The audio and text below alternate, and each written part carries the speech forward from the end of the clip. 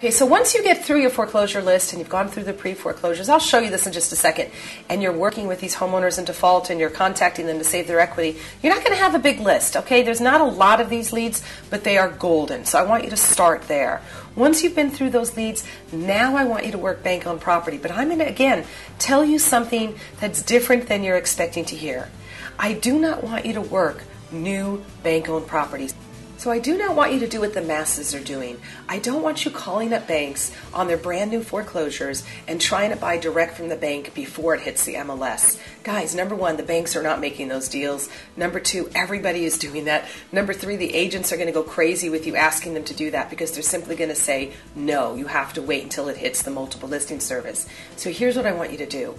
I want you to work the old REOs, the ones that have already been listed and expired, or the ones that have been in escrow and fell out of escrow, or the ones that have been held by the banks for 3 to 6 months, and the forgotten children that have never hit the MLS. I'm going to talk to you about working old REO that nobody else is working. Again, we're taking the opposite path. We're going to get you in front of deals your competition is not doing. Okay, so pre-foreclosures with equity, bank-owned properties, as time has lapsed. We call those the ripened REOs versus the early REOs. Our third bite at the apple is going to be auctions.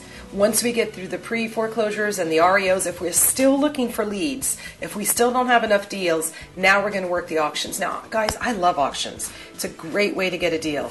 The problem is auctions, I kind of call them senior class. It takes a professional investor. It takes more training, more education, more money to buy at the auctions.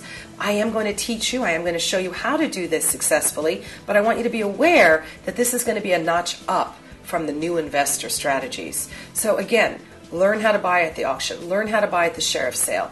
Learn how to buy from the courthouse steps, where you're buying one position in time, and the junior loans, the loans that are like the second and third mortgages, get wiped out on that day. So you actually create more equity when you go to the courthouse steps and you're buying one loan that's going to auction. And the interesting thing about this is the banks are no longer doing the minimum bid at the courthouse steps based on the loan amount.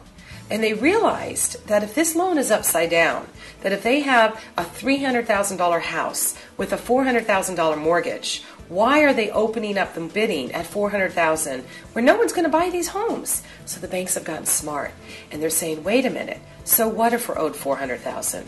If the house is only worth $300,000, we don't want to own this property. Let's start the bidding lower. This is called drop bids. This is called instant short sales at the courthouse steps, and they're opening up the bids 50% of loan amount. So they're actually starting at the sales, half of the loan amount, and you can go to the sales and get phenomenal deals. But again, learning title research, learning how to investigate a house you can't get inside, buying a house without escrow, without warranties. It's a higher risk venture with a much higher return. So we'll talk about how to do that.